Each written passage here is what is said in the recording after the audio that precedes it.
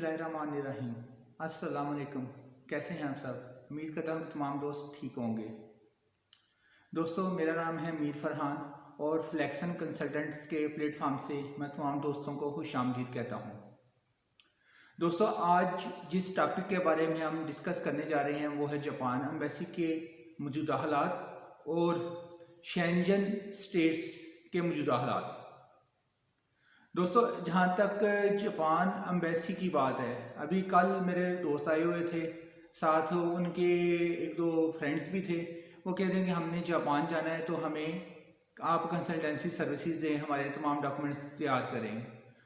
उनका already business इधर अच्छा है, बिजनेस प्रोफाइल है, प्लस उनके पास हिस्ट्री भी मौजूद है, ट्रैवल हिस्ट्री। जब उन्होंने मुझे बोला, मैंने उनसे पूछा कि आप जापान क्यों जाना चाहती हैं, तो उनका पास कोई अथेंटिक रीज़न नहीं थी। वो सिंपल ये कह रहे हैं हम जस्ट चंद दिनों के लिए जाना चाह रहे हैं, घूम फिर के हम वापस आ जाएंगे। मैंने बोला कि इसके अलावा और आपका क्या पर्पज़ है उधर जाने का? तो वो कहते हैं कि नथिंग। तो मैंने उनको बोला कि आप को जब अपना पर्पज़ ही क्लियर नहीं है तो आप मुफ्त में क्यों फिर अपने पासपोर्ट पे in case of refusal stamp लगवा लेंगे? क्यों करना चाहते हैं? अपना पासपोर्ट क्यों खराब करना चाहते हैं? तो आगे से बड़े हैरान होकर बोले कि क्या जापान एम्बेसी जो है वो रिफ्यूज़ल की स्टैंप भी लगाती है? तो मैंने उनके इल्म में इजाफा किया, जी हाँ, वो आपको रिफ्यूज़ करती है, तो साथ रिफ्यूज़ल की स्टैंप भी आपके लास्ट पेज के ऊपर लगा देगी।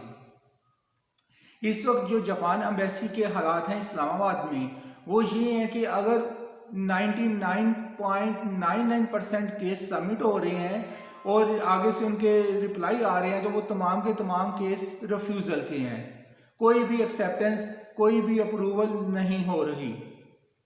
इस वक्त जापान एम्बेसी इस्लामाबाद की जो हालात हैं उसमें उनके नज़दीक गधा घोड़ा सब एक बराबर हैं। अगर आप जेन्युइन विजिटर्स भी हैं, अगर आपके पास इनविटेशन भी है, अगर आपके पास प्रोफाइल स्ट्रॉन्ग भी है, तो फिर भी वो आपको रिफ्यूज़ ही कर रहे हैं।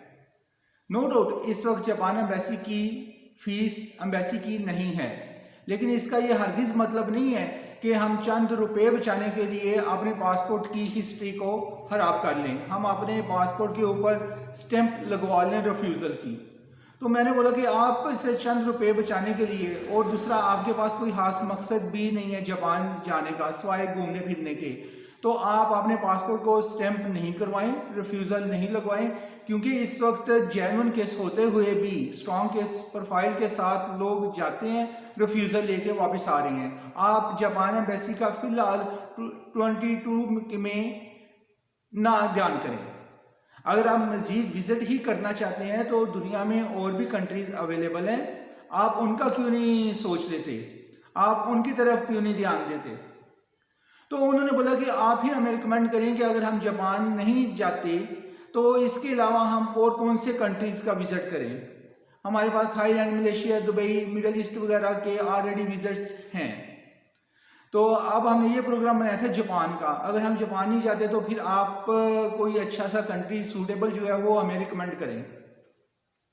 तो मैंने उनको बोला कि आप फिर ऐसे करें कि जो शेंजन स्टेट्स हैं आप उनकी तरफ तवज्जो कर लें। लाइक आप फ्रांस का कर लें, पेरिस, बेल्जियम वगैरह का, स्पेन का कर लें, या फिर स्वीडन, नीदरलैंड वगैरह का आप कर लें। इनकी एक तो वीज़ा स्टैंप करने की रेशो भी आजकल अच्छी जा रही है, दूसरा आपको उधर जो टूरिस्ट प्लेसेस हैं वो बहुत ज़्यादा अच्छी मिल जाएंगी। वो कहते हैं कि जो यूरोप का वीज़ा, शेंजन का वीज़ा, वो बहुत ज़्यादा मुश्किल है, वो नहीं मिलता, तो हमें किस तरह मिल जाएगा? तो मैंने उनको बोला कि भाई वीज़ा मुश्किल नहीं होता, हम उसको मुश्किल बना देते हैं। वो कहते हैं कि वो कैसे हम उसको मुश्किल बनाते हैं? तो उनको सिंपल ये बोला गया कि अगर आपका प्रोफाइल स्ट्रॉन्ग है, अगर आप जेन्युइन विजिटर्स हैं, तो आप वीज़ा ऑफिसर को इस बारे में कन्विंस करें, इस बारे में उसको सेटिस्फाई करें कि आप एक जेन्युइन विजिटर्स हैं, आप उसके मुल्क में जा रहे हैं, आप सिर्फ चंद दिनों के लिए जा रहे हैं, विजिट करेंगे, ये वाली टूरिस्ट प्लेसेस घूमेंगे फिरेंगे और वापस अपने कंट्री में आ जाएंगे। अगर वीज़ा ऑफिसर इस बात से सेटिस्फाई हो जाता है तो वो आपको एक लो प्रोफाइल, एक एवरेज प्रोफाइल के साथ भी वीज़ा देने में ज़्यादा देर नहीं लगाएगा। लेकिन जब तक आपका अपना ऑब्जेक्ट, जब आपका अपना टारगेट ही आपको क्लियर नहीं है, तो वीज़ा ऑफिसर कभी भी आपका स्ट्रांग प्रोफाइल होने के बावजूद आपको वीज़ा नहीं देगा। कहते हैं इसका क्या मतलब है? मैंने बोला कि आपने सिंपल, मैंने पूछा था जापान क्यों जाना चाह रहे हैं, आपने बोला कि हम सैर करना चाह रहे हैं। तो मैंने पूछा कि आप किन प्लेसेस पे जाना चाह रहे हैं, आपने बोला हम टोक्यो जाएंगे, फलान जगह जाएंगे, आई माई शाई करने लग गए। आपको खुद ही एक्यूरेट प्लेसेस का नहीं पता, तो आपने एक वीज़ा ऑफिसर को क्या सेटिस्फाई करना है? पहले अपनी अप्रोच जो है उसको क्लियर करें, अपना टारगेट को क्लियर करें कि आपने किन प्लेसेस के ऊपर जाना है। स्पेन में, फ्रांस में, पेरिस में कौन सी टूरिस्ट प्लेसेस है, आप किन को विजिट करना चाहते हैं।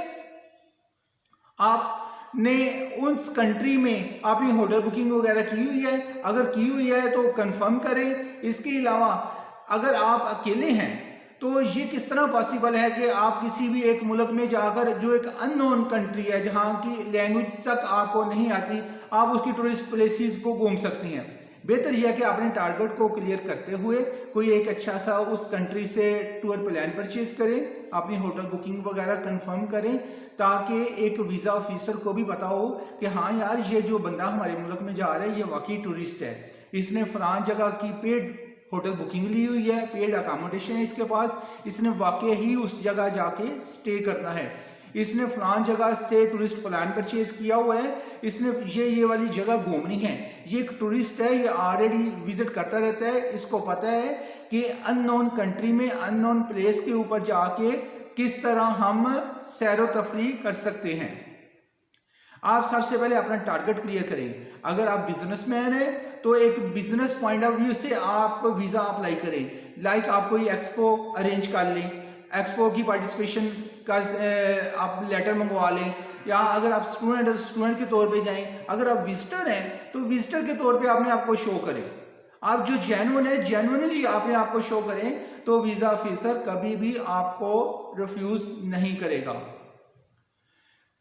काफ़ी ज़्यादा वो बातों से सेटिस्फाई हुए, तो जाते हुए उन्होंने अपने तीनों केसेस जो थे, अपने प्रोफाइल जो है वो हमारे स्टाफ को सबमिट करवा दिए कि ठीक है अमीर भाई, आप हमारे ये डॉक्यूमेंट्स अपने पास रखें और जो सूटेबल कंट्री है उसका आप हमें प्लान वगैरह परचेज़ करके हमारे जो केसेस हैं वो मुतल्लिका एम्बेसी को फॉरवर्ड करें।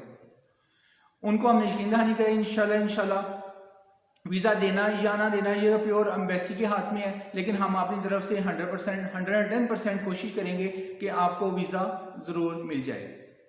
तो दोस्तों, आपसे भी यही रिक्वेस्ट है कि जो इस वक्त मौजूदा जापान के हालात हैं, इन हालात में ये अक्लमंदी की बात नहीं है कि हम उधर अप्लाई करें, क्योंकि इस वक्त जापान एम्बेसी में रिफ्यूज़ल रेट जो है वो बहुत ज़्यादा जा रहा है।